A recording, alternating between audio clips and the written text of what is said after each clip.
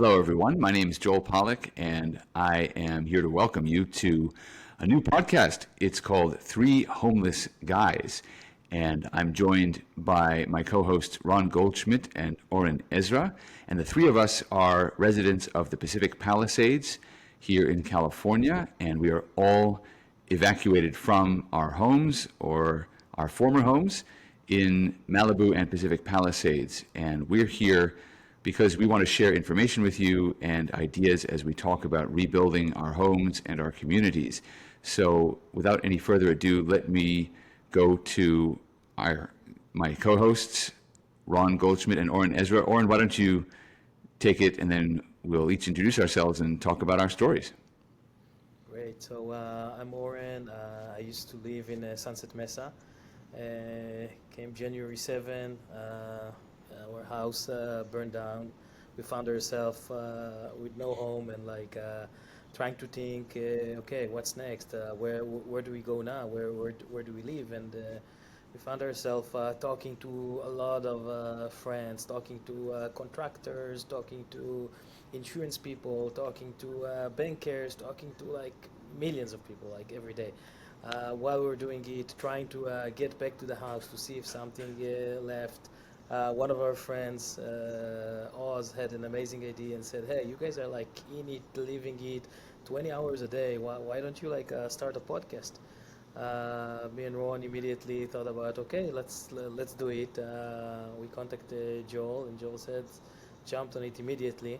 And I think it can be a great experience, at least for us to share what we learn and probably get some more knowledge, from Joel. That's it. Wait a second, Oren. So we are releasing this first episode on the exact 1 month anniversary of the Palisades Fire on January 7th. And there was also the Eaton Fire over in the east side of LA County. But you live in Sunset Mesa. So just explain the neighborhood to people who may not be familiar with the Pacific Palisades, because the Pacific Palisades is the far northwest corner of LA, and it's quite a sprawling area. And your neighborhood actually straddles the Pacific Palisades and Malibu. It's a very beautiful neighborhood. Why don't you describe it and tell us your story? I mean, you left on January 7th, you evacuated. Where were you? What was going on? Did you think you'd be back that evening or the next day? I mean, what were your experiences? So Sunset Mesa is the neighborhood when you come to the Getty Villa. Hmm. It's a little neighborhood, 400, I think 400 families. On the morning of January 7, I woke up, all our pergola from the wind was already on the floor. So we kind of knew there was no school.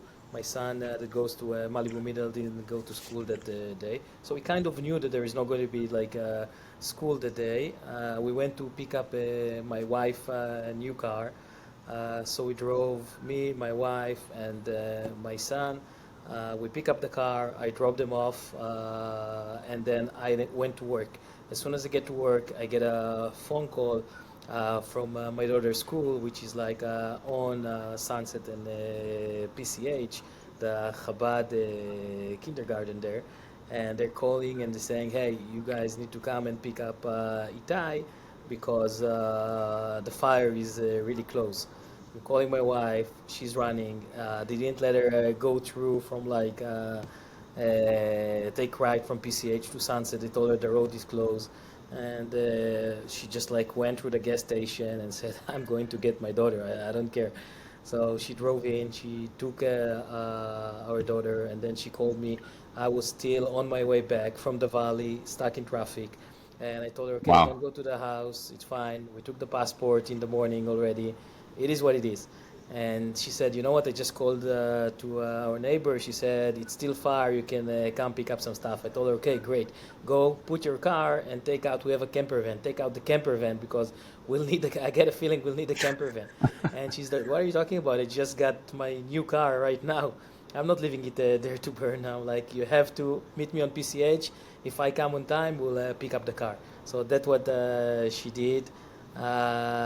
She was able to go home, pick up the van, put some stuff in the van, and that's it. After that, me and her still had like few minutes to go back up, pick up some more things, pick up the car, took down all the cars, left one of the cars on the PCH, and from there, then she and my kids drove towards Sunset, and they blocked the Sunset exit. Suddenly, I look and I don't even see the cars. You just see black smoke, and they're sitting inside black smoke. And police closed the way toward Malibu, and the road toward Santa Monica was closed. So I ran to the police officer. I told him, hey, you know what? There is like a bunch of people over there. You don't let them go through. You don't let them go through over there. He's like, yeah, but it's very dangerous to go to Malibu. I'm like, I know, but they're getting like choked over there. So he was great, actually. He's like, okay, let me see what we can do. 30 seconds later, he said, okay, tell everybody that you know over there to U-turn. We're going to open the road here. So they U-turned, they drove, and that's it. And from that point on, you start to think, because you know that this fire is not going to like disappear in like a matter of an hour or two. You're starting, where do we go now? Do we go to a hotel? Do we go to friends? Which area? So that's how Wow. everything started for us. Okay. All right, Ron, take it away. Yeah. So my name is Ron Goldshmidt. I also live in Sunset Mesa, a neighborhood I think which a lot of people like that live there consider kind of magical. And I've been hearing the same things about a lot of other neighborhoods in the Palisades in the days since the fire. Everybody, misses their community, misses their neighborhood. But I think Sunset Mesa was very special. Our kids were running, were walking around the streets. They're all friends. They all went to the same schools. It felt like a very, very small town vibe in the Mesa, and that's one of the things I miss the most about it. Not being there in the last month and for the foreseeable future. The day of Jan 7, the fire actually broke out in the Highlands, which is directly across, on the other side of the hill of where we live. So we saw it, pretty early in terms of like how it got going. It looked very serious right away. We've been through a lot of fires in the last 10, 15 years. There's always this fire drill of like, should we evacuate, should we not? We knew that this one was serious, just so the level of the smoke and how the proximity of it. I immediately told my wife I'm going to go pick up one of our kids. I have 3 children. They go to 3 different schools: Marquez, Malibu, Middle, and Paul Revere. I went to pick up the little one in Marquez, working on these collections of kids, because knowing that we were going to have to probably evacuate and and this was the real thing. We've evacuated plenty of times before due to fires. This one felt a little bit different. By the time I picked up my kid at Marquez, I was one of the first parents that have gone there. Marquez has since, it's been discovered that it was burnt down, the school was. And when I picked up my little son, Sunset was already blocked. I couldn't get back. Basically, it was really Wow. heavy traffic. So I told my wife, pick up whatever you can, and we'll meet at your parents in Santa Monica. The only thing she really managed to pick up was the passports. Again, I don't think thinking about it since, there's a million things I would have liked to have gotten. I never made it back to the house. And so we left, and ever since then, we've kind of been nomads. Again, me and Oren are close friends. In my professional life, I have a technology company. I used to work in Wall Street, and kind of in the days since, I've just been inundated with a lot of different questions, specifically about the finance piece of things and insurance, construction, debris, all that stuff. And I think people have found their community. However, I find that the information to be really, really dispersed in getting information to people and making them understand what the situation is and what are the different angles you have to consider when making, especially financial decisions and other ones. So I thought the podcast would be a really good idea to kind of bring a lot of those things, bring people from the community together with different ideas, different angles and things, and discuss kind of all the hot topics that are on a daily basis seem to change. And so I know there's a lot of community chats, and people are talking to each other, and there's WhatsApp groups and There's hundreds of them, it seems. However, I feel like this format it best synthesizes like what's happening on the cadence that we'll choose to have this podcast. But I think it can really long form bring a lot of great information to people. And this is like the first episode where we just discuss our experiences. But where I'd like to see it go is like really bring a lot of valuable information to the community. And that's why we kind of got it going. So, but shout out to Oz Porat for having the idea. Okay, so I'm Joel Pollak. I am a journalist. I work for Breitbart News, and I have a Sunday night radio show on Sirius XM 125 from 7 to 10 p.m. Eastern, which is 4 to 7 Pacific. And every episode, I describe my location as sitting on a hillside overlooking the beautiful Pacific Ocean and the skyline of the City of Angels. And I haven't been able to say that for a few weeks because, of course, we've been evacuated. Now, you guys both lost your homes, is that correct? Yeah. So mine is still standing, and I'll tell you that story in a minute. But basically, on the morning of January 7th, we knew there was going to be an extreme wind event. So I went outside and I took down anything that could blow away. I took down our flag. We have an American flag over our house, and it has happened before in the Santa Ana winds that the flagpole will actually snap in high winds. So I took down the flag and the flagpole. I took down a few other things. My son's net for pitching baseballs. He loves baseball. He likes to practice pitching in the front yard. We have another net in the backyard. I took down the nets. And I took my 3-year-old to her preschool in Santa Monica. Then I went to the gym. I have neighbors who own a gym. They live in the Palisades, but they own a gym in Santa Monica. I went to their rowing gym. And then I went to Starbucks in Santa Monica to check my email, do some work. And while I was there, I received a text message from our nanny who was walking our 4th child, who is 4 months old. And she said, "I see smoke and I smell smoke." This was at 10:42 in the morning. The fire had started 13 minutes before. That's how quickly it spread. It had started about a mile uphill. Now, we live in the Marquez Knolls. Marquez Knolls was almost completely destroyed. Marquez Knolls is below the highlands, in a sense. To get to the highlands, you have to drive up Palisades Drive. But simply in terms of the topography, the highlands is above Marquez Knolls. And so what happened was, as you mentioned, the fire started close to the highlands, and it was being spread by the Santa Ana wind, which was accelerated by a jet stream blowing 65, sometimes 80 miles per hour. They say it was 100 miles per hour at the top of the mountain at times. She could see and smell the smoke. So I instinctively knew this was going to be pretty bad. So I sent a text message to her and my wife and said, "Pack everything up. We are probably going to have to evacuate." I didn't know that the fire would come so close to our home, but I thought, look, they're going to evacuate us because 5 years before, when we first moved into the neighborhood, there had been a fire event in Brentwood, and our home was just inside the evacuation warning zone. So I had some knowledge that it was possible they would ask us to evacuate. And as I got onto PCH and drove into Santa Monica, I could see just how bad the fire was, because already it was being blown by the wind. It was extending out, this column of smoke extended out across PCH. I got to Sunset and PCH, I turned up Sunset, and I was arriving at around the same time the first fire engines were arriving. And I could see there was going to be a problem because the fire engines were already competing for space with the cars. I got to the house, we were packing everything we could.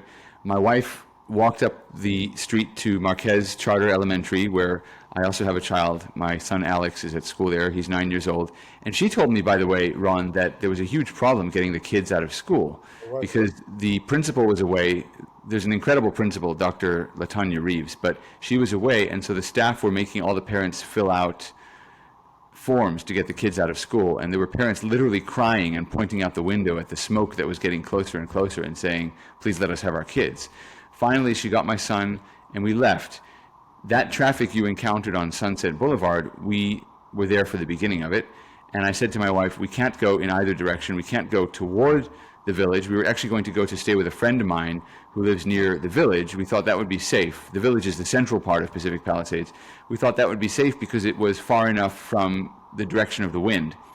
We couldn't go there. We couldn't go back toward PCH downhill. So I said, let's take Arno Way, which is a small little private side street that runs through the Bay Club, which is a private driveway. And a few other people had the same idea. So we went through there, and the Bay Club let us go down, and there were some employees of the Bay Club hosing down the vegetation around the club with hoses. The Bay Club actually ended up surviving. Almost nothing else around it did. We made it to PCH, and we decided to go to the Chabad of Santa Monica, actually, and stay with the rabbi there. I thought if we were lucky, maybe the fire department would knock it down, and there was a slim chance we could be back by nightfall, but I thought we're probably going to be away for a few days. So that's what we took. We took enough clothes for a few days. I took the things that the children would need for their routines, my son's baseball equipment, my daughter's electric guitar. I took the passports. Our nanny reminded us to take passports and documents and things like that, and we left. And I realized as we were driving down the highway that we might actually lose the house. And we had just read in our synagogue the weekend before the story of Pharaoh telling Jacob to come to Egypt. And Pharaoh says in Genesis 45:20, let your eye not take pity on your belongings. And I thought, you know what? We have to just move forward. If we lose the house, we lose the things. We have to just think about moving forward. We were up quite late that night watching the progress of the fire on the CAL FIRE website. And I knew it couldn't be accurate because they were showing things like the village and the bluffs, all of which burned down mostly. They were showing that they were outside the range of the fire, and I knew that wasn't true. So we didn't know how accurate the maps were, but the maps showed quite a significant chance that our house was just outside the perimeter. By the way, I'm getting kind of a feedback. Yeah, now it's gone. Okay, that's good.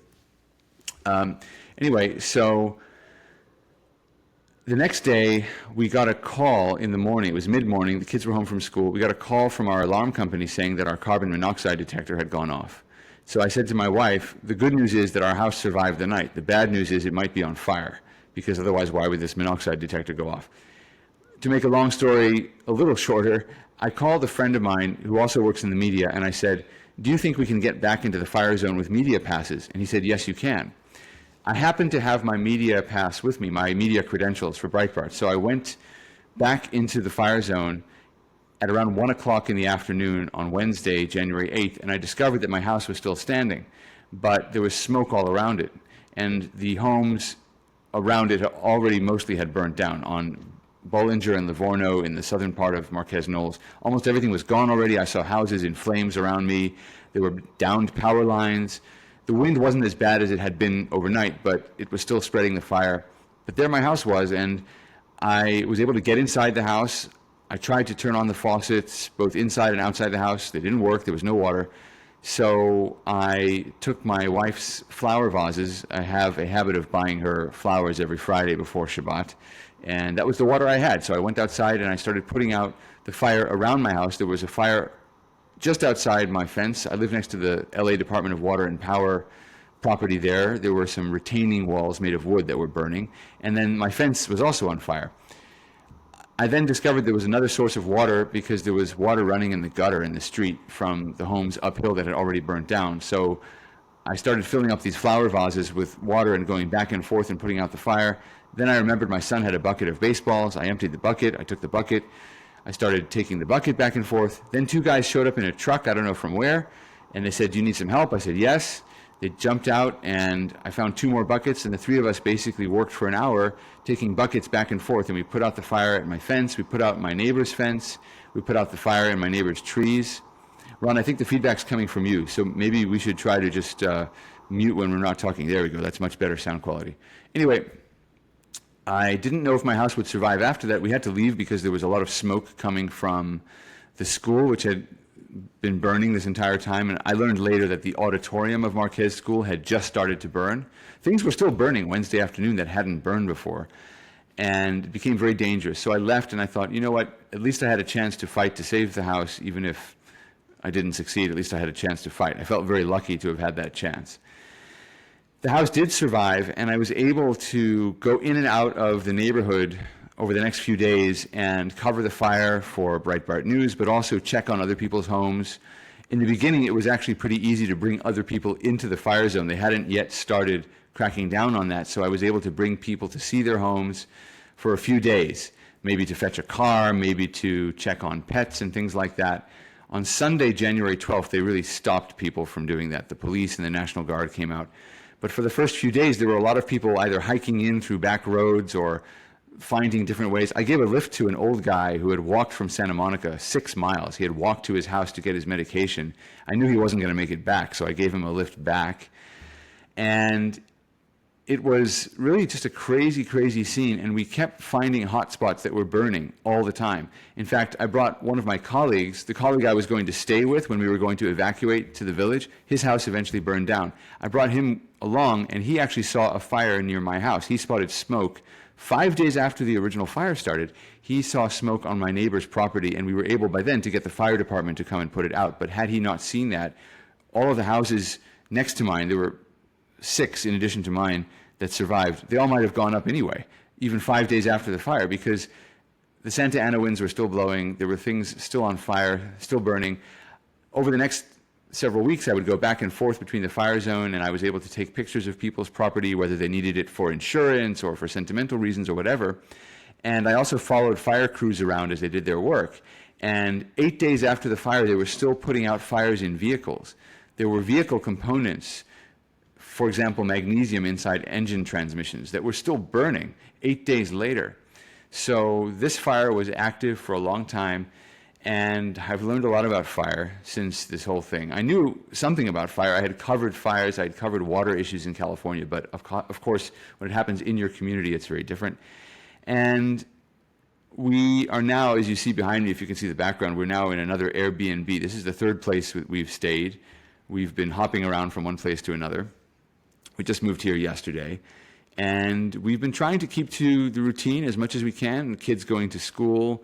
Once the schools reopened, my son from Marquez relocated to Nora Steri, which is another LAUSD public school, and my eldest daughter and my youngest daughter continued at their Jewish schools, which are outside of Palisades, although one of them was evacuated for quite some time. And we have a 4-month-old baby, as I mentioned, and he's doing okay, and everyone seems to be doing well, but it is stressful. It's financially stressful. It's stressful to live in very close quarters in a much smaller space than 6 people are used to living in. And we haven't really slept very much, except for Shabbat. I mean, Shabbat is amazing. You know, I take off Friday night and Saturday, and that's the only time I've really been sleeping a full night. But mostly I've been sleeping 3 to 4 hours a night because I've been so busy working, doing my usual job, but also going back and forth to the Palisades for various reasons. Now, it's been open for more than a week now, and everyone has been able to go who wants to go, who's a resident, and there are contractors, and people have seen things for themselves. But I've also been active in trying to make sure that the various levels of government are doing the right thing around the rebuild. And I'll say some more about that in a second, but let me just pause for a minute and see if you guys have anything you want to add. I want to ask you, Joel, a couple things.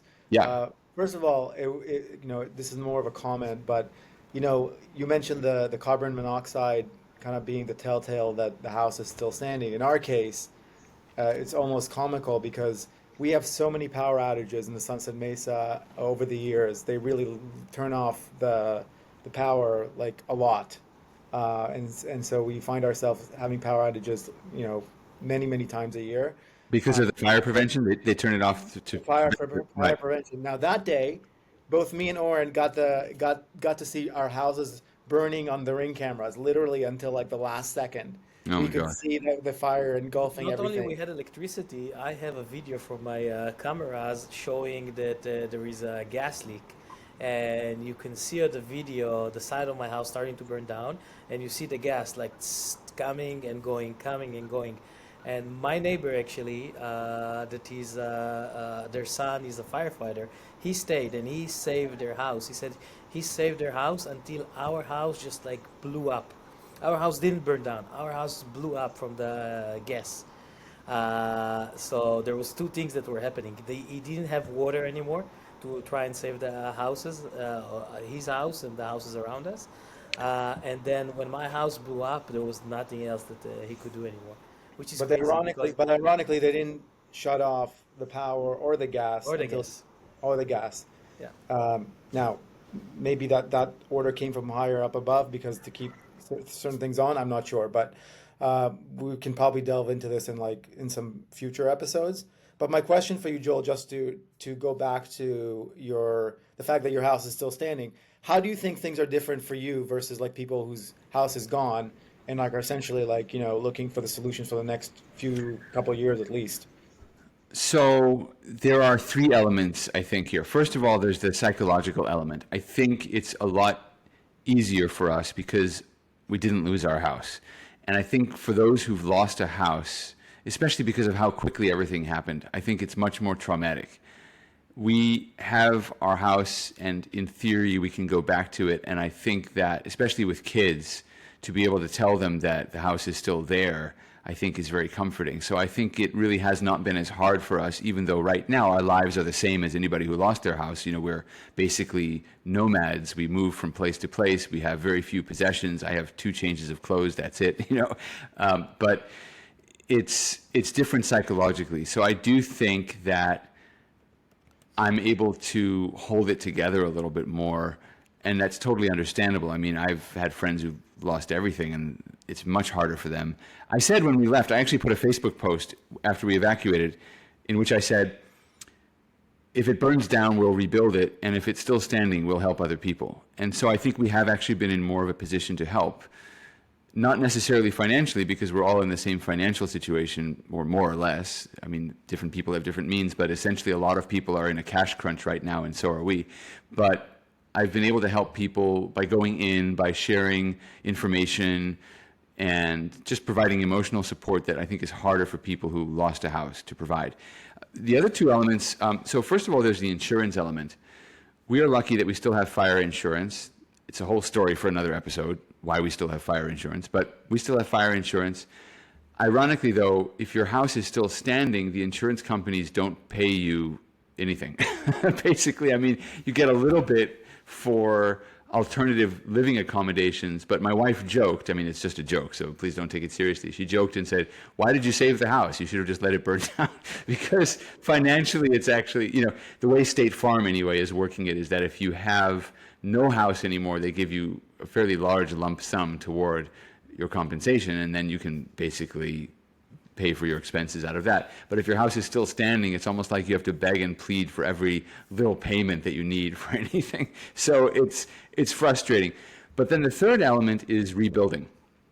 And the more I've learned about the process of rebuilding, from debris removal to getting your plans approved to getting the contractors in, we may have to do some significant rebuilding on our house anyway because of the fire damage that was caused by the fence burning. And there's an entire side of my house that's sort of charred from the fence burning. But leaving that aside, I think the challenges of rebuilding are much greater than the challenges of renovating or fixing or repairing or remediating.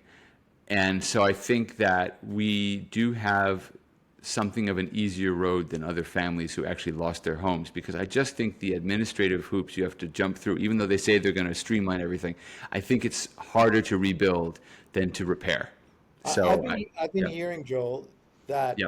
there are a lot of people whose house is still standing are kind of like echoing what you said about the financial angle, but in some ways it's actually more difficult because you do have to convince the insurance companies for every dollar, where there is everybody else is like they're kind of, that house is a total loss. They're treating, kind of like with a different approach.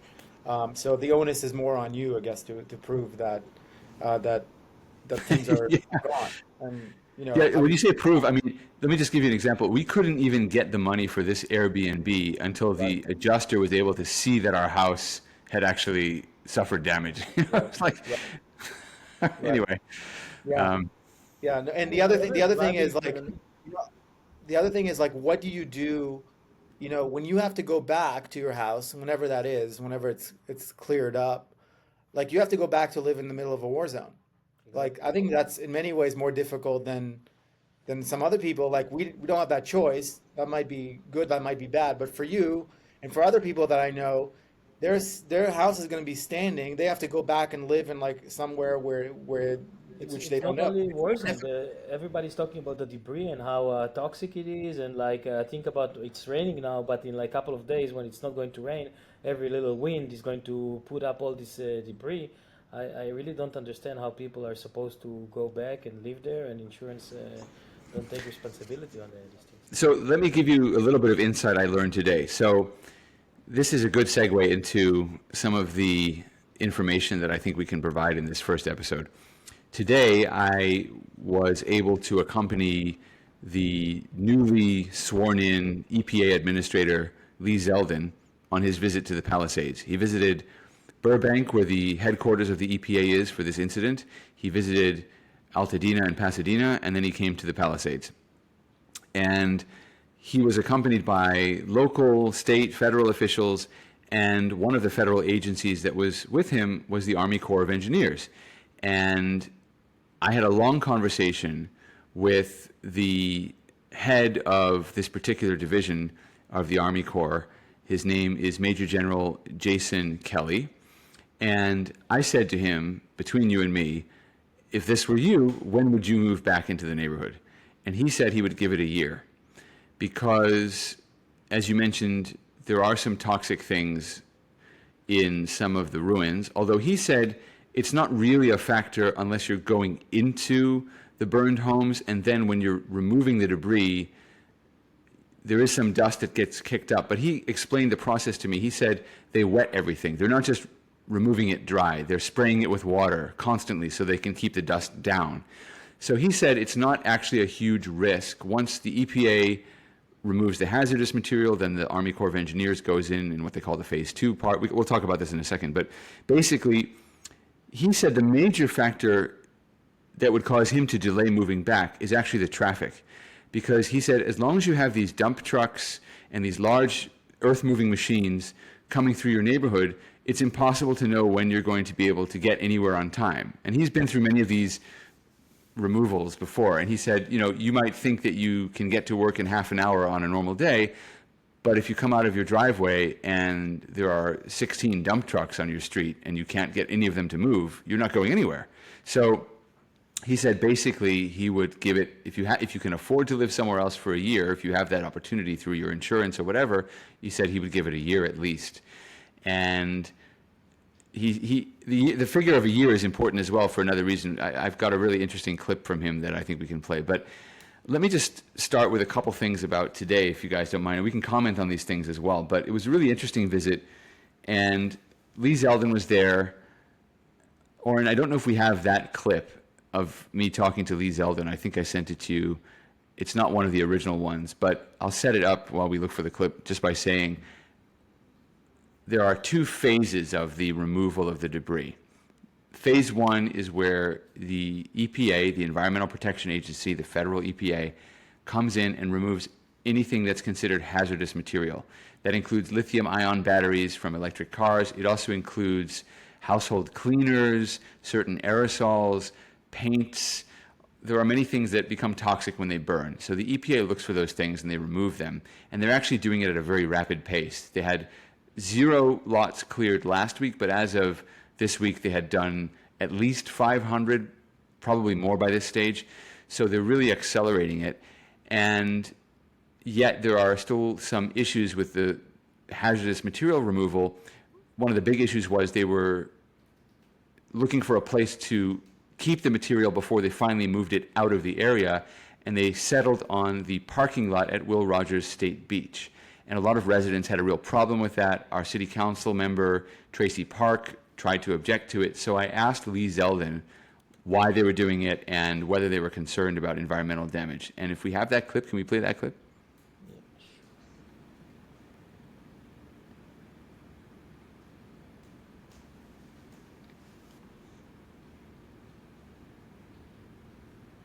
How are we doing? Can we pull that up? Yeah. The moving of this is for Administrator Zeldin. Many of the local residents had a concern that came up the last 24 hours about the moving of the hazardous material and where it was going to the Will Rogers State Beach. Can you describe how they're choosing the locations, and is that safe? Can you mitigate whatever the impacts would be?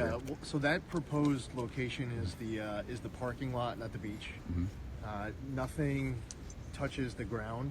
That's part of the best practices that get followed. The EPA has done this for a really long time, and they're doing it really well right now at other locations. And that's something that has been a topic of frequent conversations today. We have our acting regional administrator here, Sherry Peterson. We've been driving around all day and discussing this point in particular is making sure that this is done in a way that is making the air, the land, the water cleaner, healthier, and safer. No activity at all that the EPA will engage in at any part of this wildfire response will do anything other than make land, air, and water safer, healthier, and cleaner. Our role here is to help. That's all we want to do. It's my message to the mayor, who I served with. We did good things together when I was in Congress. To be here with FEMA and the Army Corps, EPA's message, and I said this to Governor Newsom yesterday when he was in the Oval Office with President Trump. EPA's role is to help. We just want to help everyone. So just continue to communicate with us. Whatever we can do to assist. We currently have 1,200 people on the ground. That's going to continue to get scaled up. The president set a 30-day timeline to complete phase 1, and we will work around the clock. And the last thing I'll say to that is this. I was just sworn in last Wednesday. My first day, we had a call set up with our team here in California. I come in the office, I realize it's 10:15 East Coast time. I said, this isn't good. Because 10:15 East Coast time, this is not good leadership to schedule a Zoom call for 7:15 West Coast time. Well, I quickly got confirmation that that's actually not a problem because they're already working. So there was like 24 people in Zoom boxes in California on the ground with the EPA team. It's the largest wildfire response in the history of the agency. I'm proud of the team, the work that they're doing, and I just want to let you know. Because to your question about staging areas, to anything we do on properties, we just want to help. What do you guys think of that? I think it's great. 30 days to finish stage 1. It's amazing. But my question is, why don't LA do what Ventura did and already publish exactly if I want to start using my contractor and my contractor is ready to start removing the debris from my house, why don't I know where I can take it? What should I do? So Okay, so you're talking about phase 2 removal. So the phase 1 is all the hazardous stuff, and then phase 2 is simply the debris. And the Army Corps of Engineers will do it for you if you sign the right of entry and you opt in. Actually, no, it's an automatic thing. You have to opt out, I think, if you don't want them. You have to opt in. you have to Oh, you have to opt in, okay, yeah. you're And you have automatically to opt tell out. them if to remove the foundation or not, and there's several other things that you have to toggle through. This is a big issue right now in the zeitgeist about like whether people should opt in or not. A lot of it depends on the insurance situation, how much insurance will cover, whether they can do it in a more efficient way, whether people can come in under the insurance and maybe use some of the funds towards the rebuild of the house. Incidentally, the LA released the numbers on who's opting in, who's opting out for right of entry, and it's about 95% opting in so far from the entries that have been submitted. So 6,800 or so yes to right of entry, and about 260 to no. We'll do it privately. So let me ask you something quickly. Let me just bookend something that Oren mentioned, which is if you are going to use a private contractor and not the Army Corps of Engineers, you need to know obviously where the debris can be taken. So let's put that off for 1 second. I want to just ask, Ron, you said that there's a question of how much insurance will cover. Yeah. So, but they're telling people that it's free. No, not necessarily. Okay. So All right, what explain happened, that, there's yeah. a couple of things. What happened in the Woolsey fire, for example? What happened in the Woolsey fire, people opted in for the right of entry, and then I'm hearing that some of them got a bill 6 months or a year later for that clearance. Now, they've tried to go away with that fact by saying, we'll cover it. But then there's the issue of like, will they go to the insurance companies and ask for that money back? Right? So everybody has in their insurance policy, or a lot of people have in their insurance policy, if they still have insurance, this clause for debris removal. For some people, it's 30,000, 40,000, 50, whatever the number is. The question then becomes, if you go private, can you come in under that number and then use the remainder of the funds, if that is possible, if your insurance company will work with you, or if you maybe even like you're using one contractor for everything who's like licensed for debris removal, and then use the remainder of the funds towards your rebuild. So some people don't, quite frankly, want to, if you have the EPA going in there, and it really depends on how, sorry, not the EPA, but the Army Corps of Engineers going in there and basically like going all out and removing the foundation in a situation where you might want to keep the foundation, you might cause more damage than the 50,000 that you just saved yourself by doing that. Because if you need to rebuild a foundation that you didn't need to rebuild in the first place, that might cost you hundreds of thousands of dollars. So it's really interesting. I mean, there are some insurance questions just on the foundation issue before we get to you, Oren. The Army Corps and also Steve Soboroff, who the mayor appointed as the chief recovery officer. That's a topic for another show. But they've all been saying they recommend that people remove the foundations unless they can see a structural problem with doing it. So that's another issue. I think for the issue of expediency and like for most people that will probably be a good fit. However, if you have a way of like getting that done for cheaper and maybe even faster, because we don't know when that's going to happen. They might go into faster is the thing. Think about it. 95%. It means like in the Palisades, 6,000 something people are going to use the Army service. It means that there is another like 200 to 500 people that can use private contractors. If you use a private contractor, they probably can get in there like as soon as stage 1 is done, and start like clearing these houses. Now, I think the Army will need like all the help he could use from like all these contractors. Anyway, the insurance is paying for most of these people. So I think the city need to make it very easy, very simple for contractors to be able to come in, get us a quote, tell us, hey, we can do it. You know what? Before March 1st, before the end of this opt-in or opt-out, the contractors need to have all the answers. They need to tell us, you know what, we can do it. My insurance is $20,000, let's say. The contractor will tell me we can do it for $20,000. By all means, I'm going with a contractor. I'm not waiting for the Army for like another year or 6 months, or I don't know where I'm at the queue. And I go back to the press conference with President Trump that I saw you were at, Joel, and you asked some really great questions.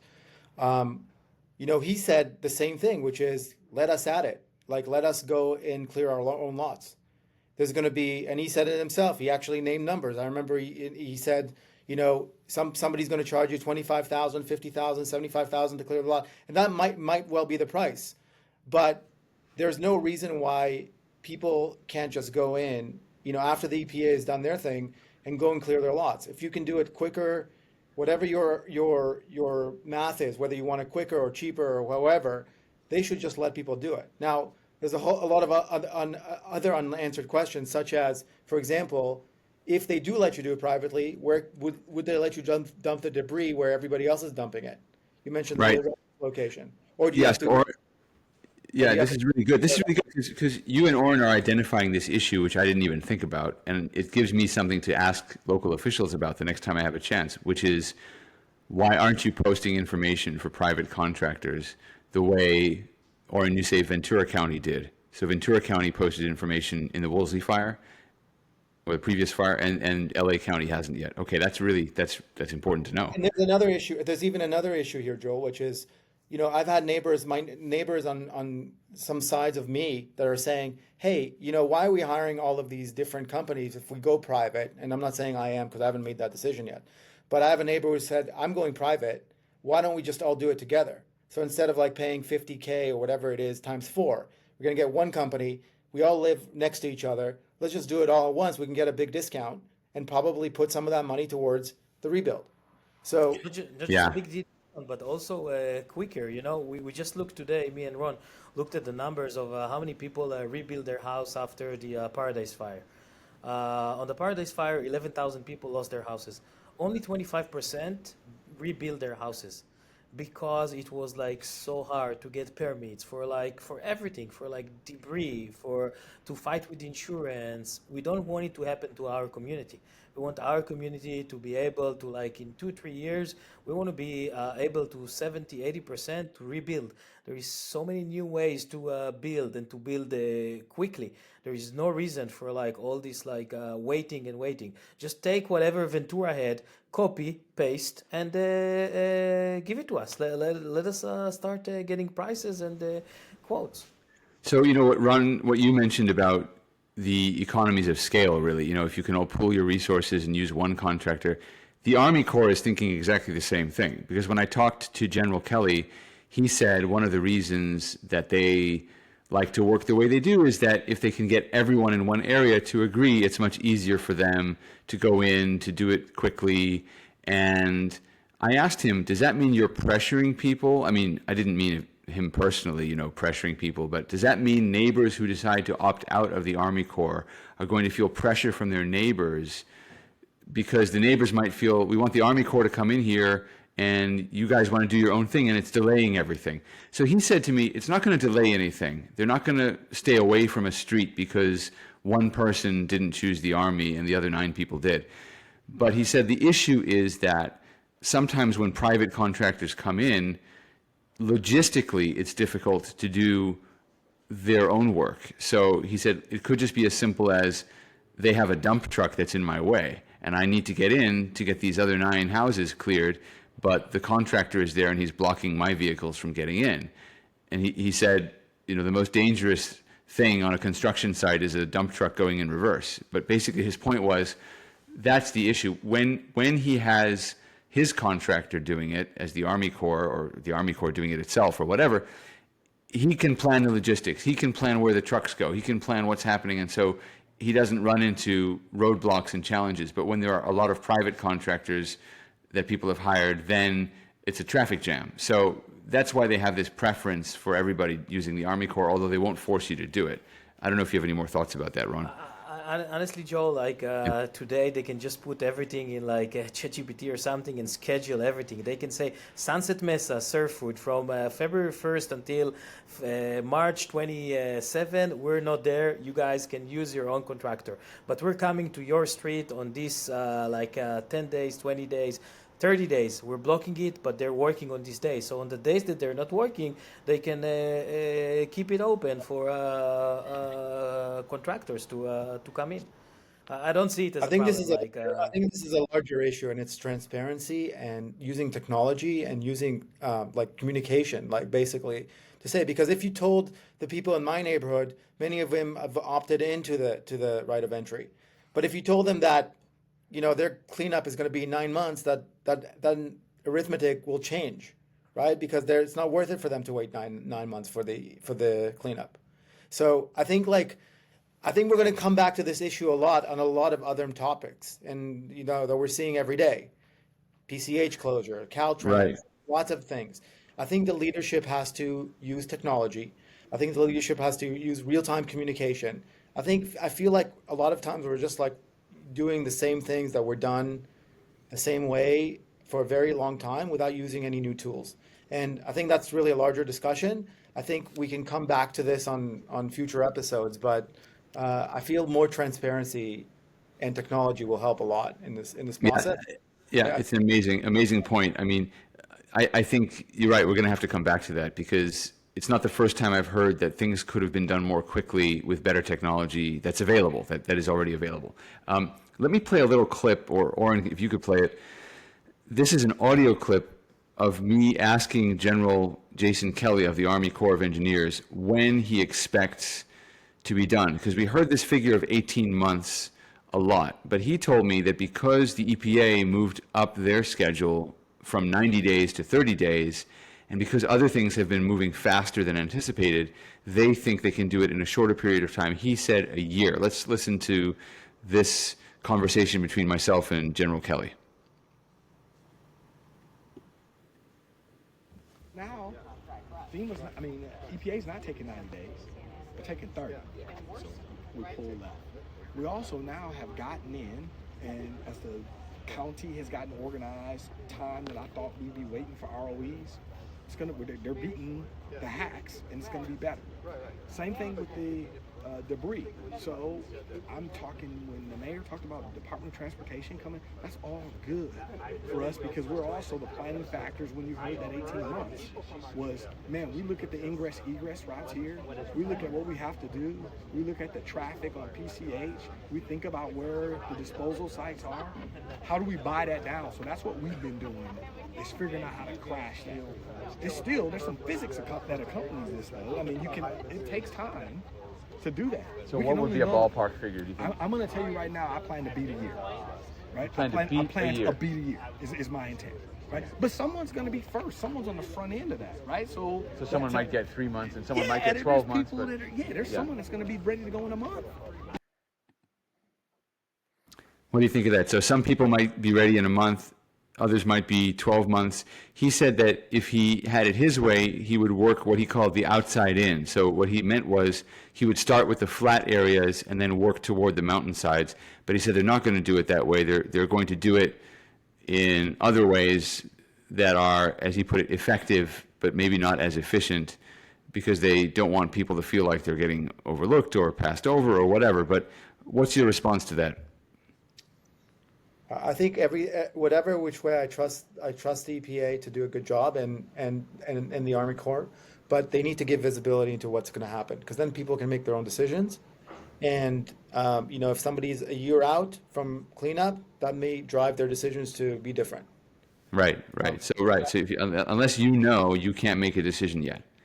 Correct. Yeah, and putting the pressure on people to everybody sign until March, and not giving us the information of what contractors, private contractors can do. It's like that's why they have 95% of people signing in. But is it the right decision? I don't know. Maybe for the people that will go in the first 3 months, it's the right decision. What about the people that will be in the end? If they would What is the deadline again? What's the deadline for signing the right of entry? March 1st. March 1st. Okay. No, I believe it's March 31st. It's 60 days. March I think 31st. it's Okay. 31st. Okay. So let me give you guys a taste of some other aspects of this event today. In addition to Lee Zeldin, who leads EPA, we also had Rick Grinnell, who is President Donald Trump's special envoy for special missions. And it looks like Rick Grinnell is the guy they send to difficult places to do difficult things. You know, if you've ever seen the movie Pulp Fiction, there's this character, the wolf, and they send the wolf to solve problems. He's like the wolf. Like, he basically shows up. Anyway, so there's this great clip here of him saying that he doesn't think the Army Corps is working fast enough because they're not bringing in enough contractors. Can we play that first Grinnell clip? Grinnell says the Army Corps needs to work faster. Engineers has to move a lot faster. You've got to get more people here, more help. And I know you got one preferred contractor or whatever. Bring in 3. Yeah, I agree. Bring in 4. This is massive. This is so hard for us to handle. And it's my job to bulldoze through this stuff and say, let people start cleaning up. The agencies, government is here to help the people, not the other way around. Rick, What do you guys make of that? I mean, Love it.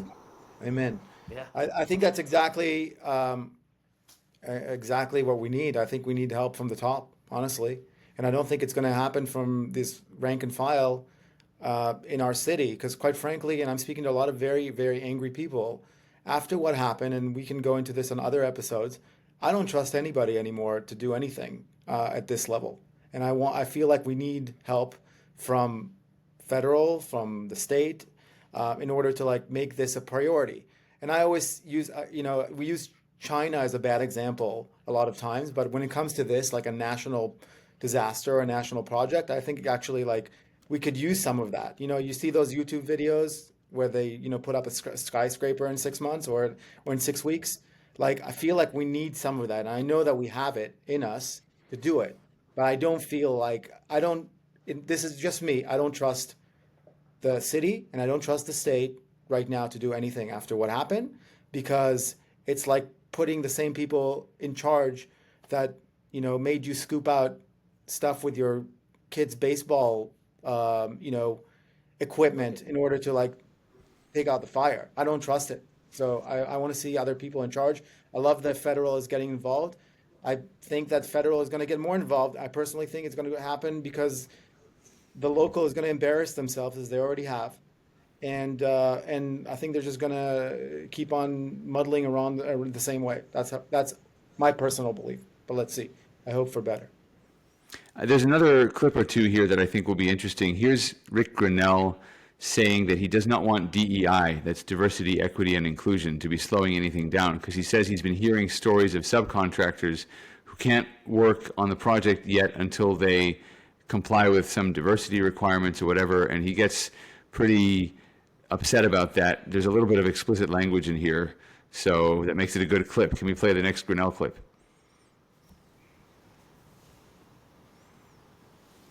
Comes to subcontractors, they're trying to get a mix of the right stuff, and it's slowing down. If we hear about specific instances, we're going to highlight them. That bullshit can't happen. That's Okay, our focus. we want people who can get here and remove things. I don't care about the color of their skin. I don't care if they're in a wheelchair. We want people to be able to do the job and get it done and not hold up because we have some sort of quota system. I'm already hearing stories, and I've asked for specifics. If I hear of specifics, then we're just going to have to highlight them and say, get out of the way. We share the same goal to move as fast as possible. And the Corps is doing that. If we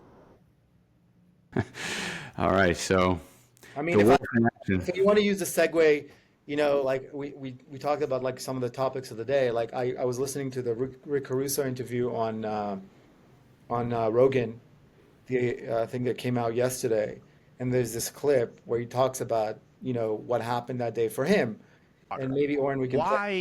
What is the explanation for why that enormous reservoir that provides the Palisades with water was empty? Well, the explanation that's been said is it's out of service because the cover on it needed to be repaired. Oh, the cover. The cover. Because, you know, we're very sensitive in LA that bad things don't get in our water. So they have to keep all these reservoirs covered, which in general I get. I get the safety of that. But how about this? You know that you have catastrophic winds coming. Start pumping water in it because nobody gives a shit about what's in the water. Yeah. When you need it in your fire hydrant. Yeah. Right? Now, that could have been done in probably a couple of weeks. Whatever it took. Yeah. And it's not like we don't know. LA has. Yeah. Yeah, that regulation he's talking about with the cover, that's actually a federal regulation. So somebody working at the reservoir noticed that there was a tear in the cover that floats on top of the water. So they contracted out the repairs, and what they did was they said, well, we'll empty the reservoir, and the people in the Palisades won't notice because we can just give them water from the rest of the system. In LA, there's enough water in the system. They can still shower, they can water their gardens, they can wash their dishes.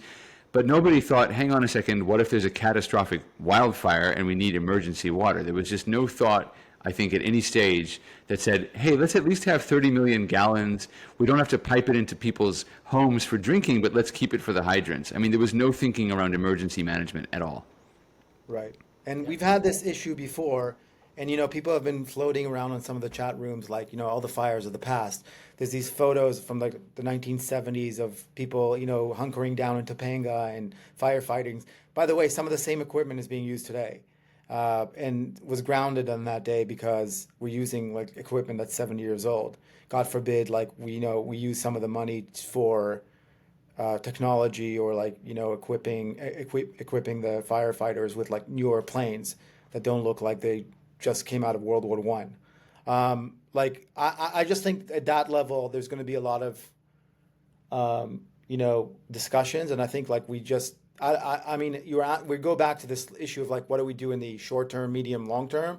In the short term, I don't trust any of these people. I'd like to see federal get involved, because I think otherwise we'll end up with another like 4, 5, 6 year rebuild. I don't think there's any way that this ragtag crew gets it done. Even then, like the insurance issue, the trust issue, there is so many issues, like the rebuild cost.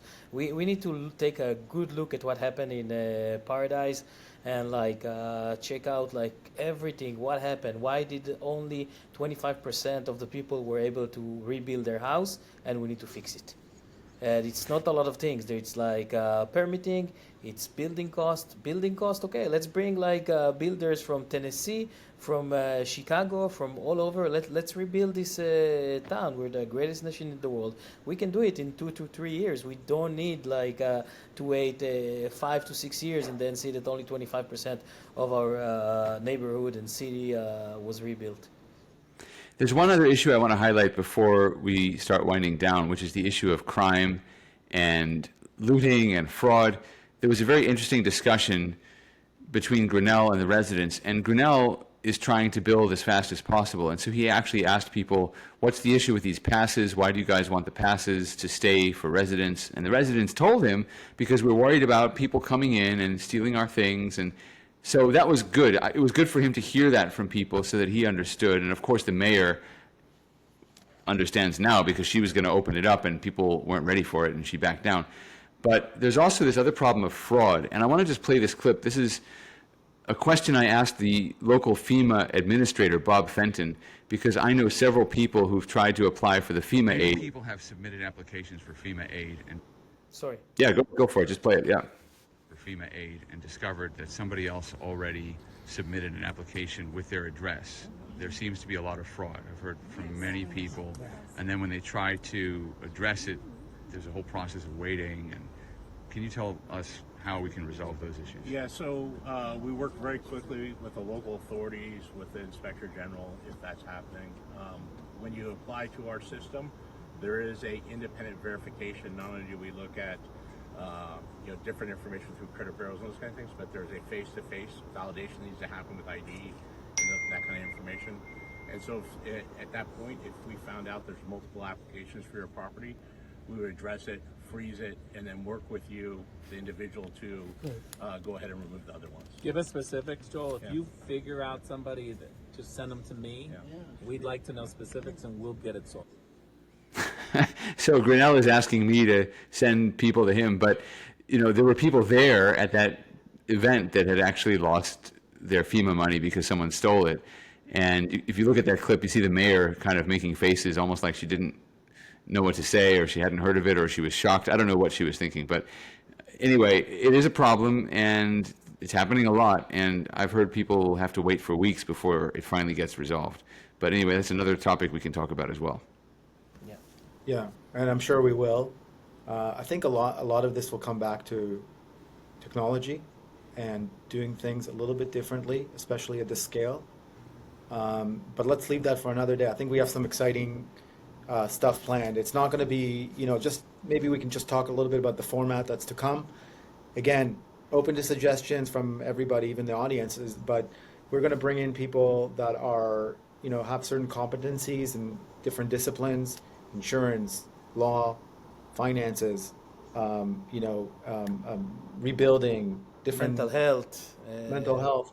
We have a lot of things that we're working on, very exciting things. I think that that just are going to respond directly to a lot of the things that we're hearing from people on a daily basis. So I think for our first episode, it was a good introduction, but there's going to be another one coming in a few days, and hopefully we'll start pumping a lot of information to folks. And I'd like to get feedback from the audience. Whoever gets this, send us emails on what you'd like to hear, and we'll take it to heart. I think with Joel kind of spearheading the is being out there every day as a journalist on the front lines, we have some pretty decent access to great people from the professional ranks. Me and Oren can bring folks in, and I think we have a good crew here, and we'll have some great guests as we go on.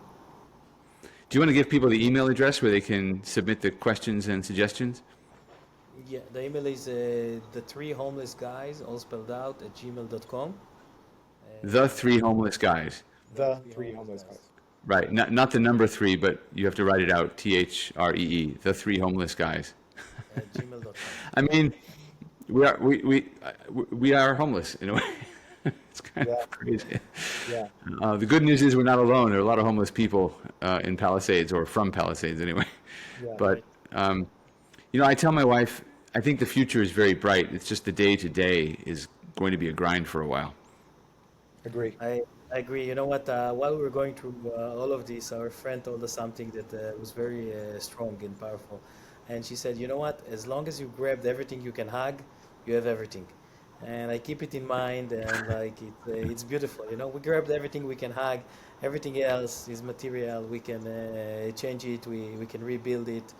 And that's what we need to focus on. I think one of the things that kept me and Ron very energized and very positive right now is focusing on rebuilding, and hopefully we can do it quickly. And even better than before. I really believe that if we come together, and there's no reason why we can't, like we can be stronger as a community in a few years, even from the strong point that we were at. Like things can happen. I think there's a moment where we can all pull together and build bigger, better, more cohesive than before. All right, so that wraps up our first episode of Three Homeless Guys, and we're going to publish it on as many different podcasting platforms as we can. I suppose over time, as we get our sea legs, we'll also add music and other things, but it's really just been a pleasure to talk to Ron and to Oren, and I think this is going to help a lot of people. I think it's going to move the conversation forward. We're not going to depend on politicians and bureaucrats to tell us the information. We're going to work some things out on our own, and I'm really grateful to be a part of this. I'm thankful that the guys invited me, and if you guys have any last words before the episode closes, go for it. I just like to get everybody's feedback on what they want to hear. I mean, again, I'm on chat rooms all day and WhatsApp groups, and I kind of think I know what people want to gravitate towards. But if you have ideas for episodes, like, again, we're a blank slate. We are not, I mean, for me and Oren, we are not professional at this at all. So just give us what you want to hear, and we'll get it done. We're at your disposal. All right, so until next time, we'll have an episode, I think, probably in 3 or 4 days, and we'll just keep this going a couple of times a week at least. This is Three Homeless Guys signing off.